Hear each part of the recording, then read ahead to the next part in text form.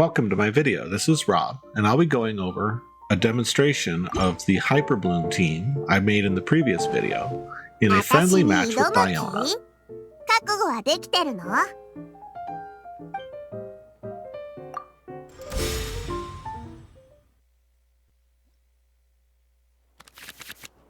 You see here in my starting hand, I've got a lot of expensive cards.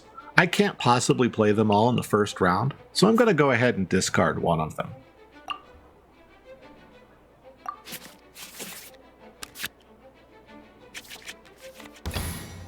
As with my other deck, always start with Mona. She'll be setting up most of the reactions.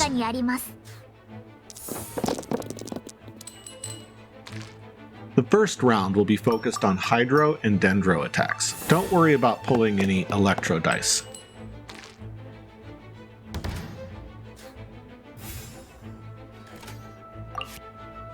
The Dawn Winery is an excellent first turn play. It will facilitate a number of switches as the game goes on.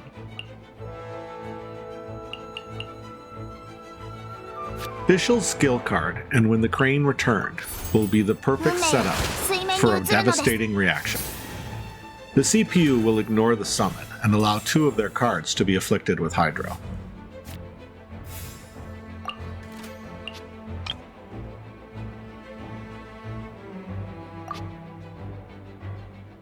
Mona's fast switch skill will allow you to set up for the next round, but not yield the first turn.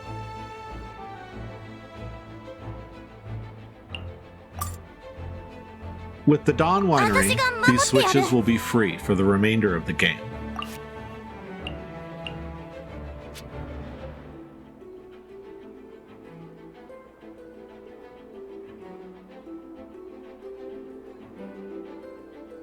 Although I would like to do a Dendro reaction, don't overthink every round. Sometimes a normal attack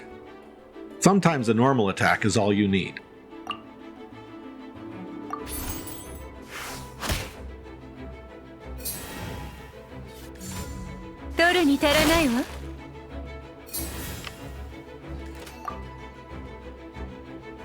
This fast switch allows me to maintain initiative while setting up for the next round.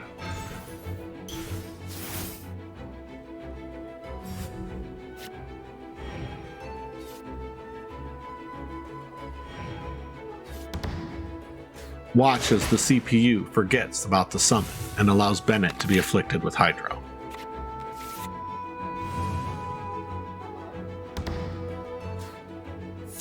With enough Hydro on the field, now is time to capitalize on both Dendro and Electro reactions.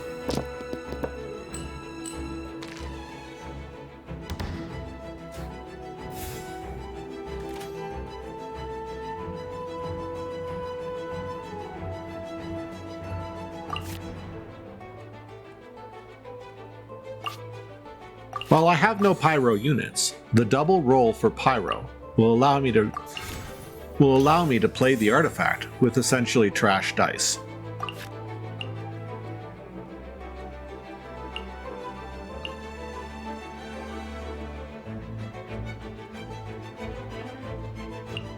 Here we see how the Crane Returned is a valuable card, allowing me to both apply Dendro and auto-switch directly to Fischl. The arrangement of cards is necessary for this to work.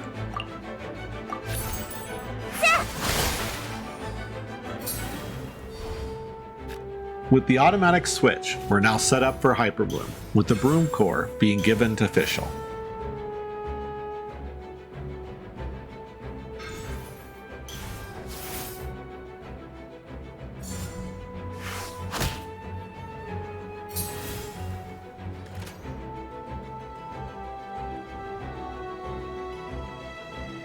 Fischl's skill card is quite the mouthful.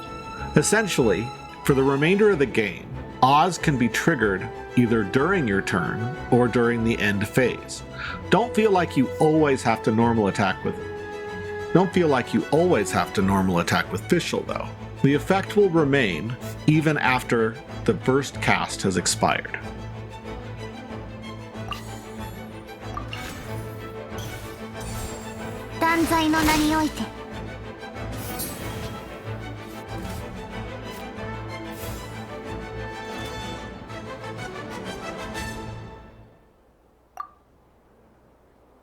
Even though I could switch for free, I'm not going to at this point. Official can take the hit, and we want to maintain initiative.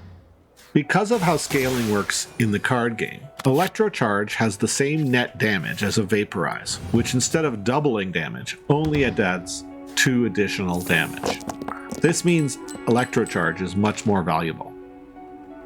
With everything set up, you can also just let the dice decide what your next action will be. If you roll Electro, do Electro. If you roll Dendro, do Dendro.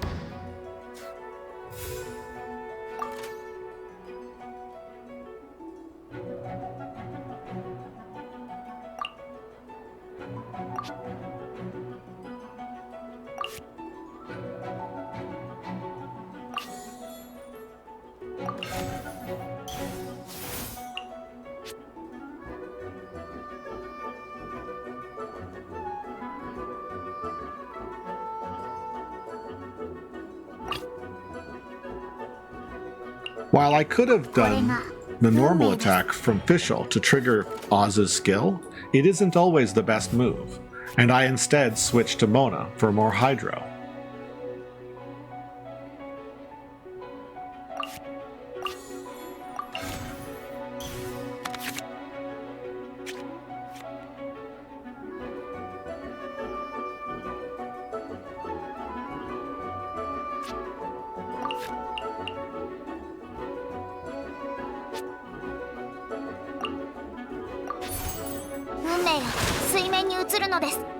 Summons now act as an extra attack at the end of every round, triggering knee reactions and devastating the opponent without them being able to play against it.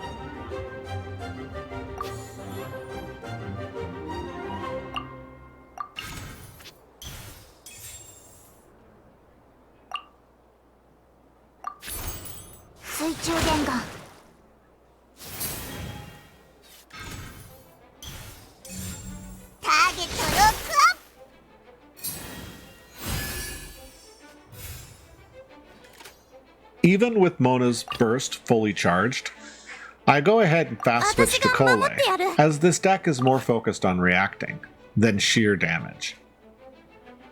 The artifact cards also decrease the cost of the skill cards, increasing their value.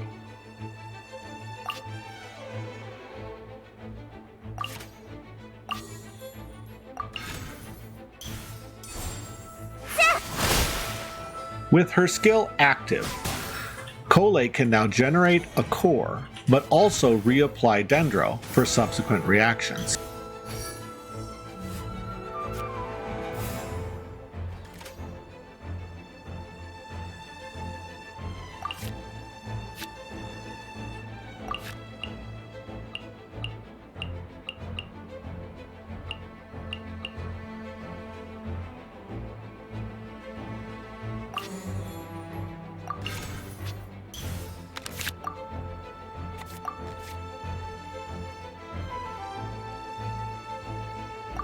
The Crane Returned skill carries on to the next round.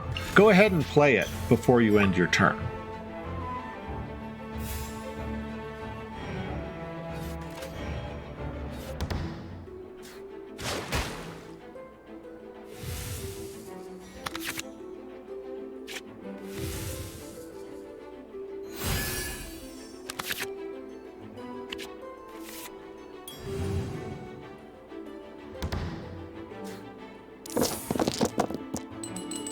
The field is already set. Moan is no longer necessary for the next round, so go ahead and re-roll her dice.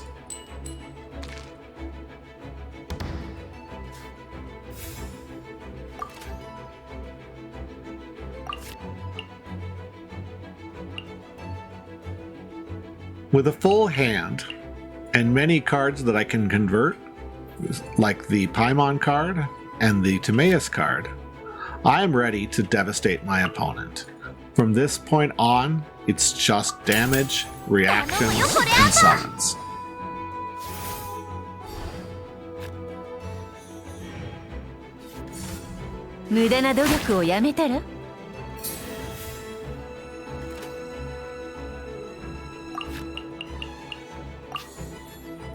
In the later rounds, you may find you have more cards than you know what to do with. Also, setting up rerolls will guarantee that I'll have the energy I need for the subsequent kill.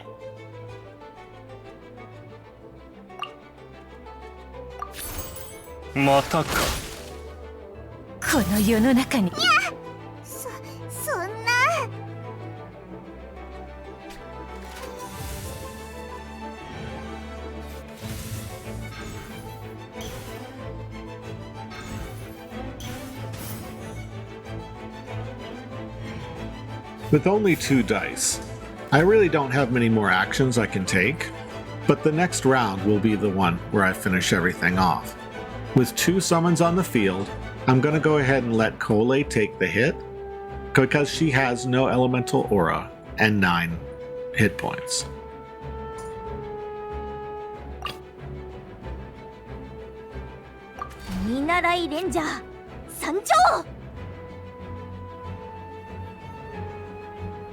I've lost initiative, so I expect Bennett will be attacking. If I had switched to Mona, the melt could have done serious damage to her.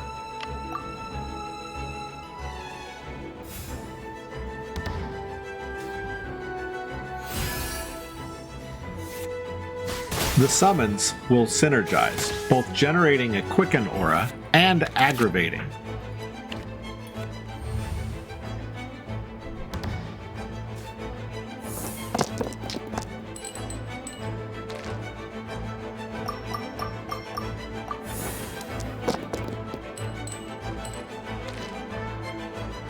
That extra reroll really helps. Now I have all the dice I want.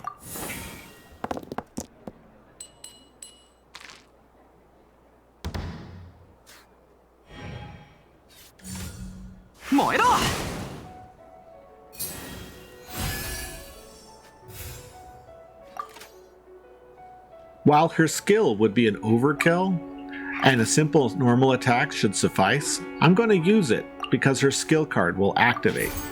This skill will then reapply and attack against Diona after she switches in. Much like Bloom, the Quicken aura is like a buff that carries on between active characters, but it will augment 3 attacks instead of just 1.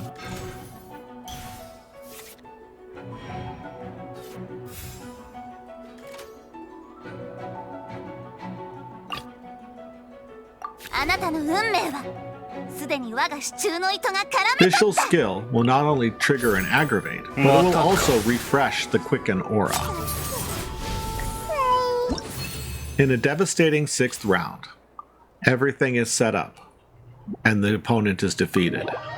You can see how setting up and then triggering these reactions will leave your opponent with nothing they can do, sweeping their team and keeping your team alive. I hope you enjoyed my video, where I demonstrated this Dendro Hyperbloom team. I stream most nights on Twitch. Please follow me there. I have so few followers. It might be nice to get a few more. And subscribe to the channel so that you can see my next video. Until next time.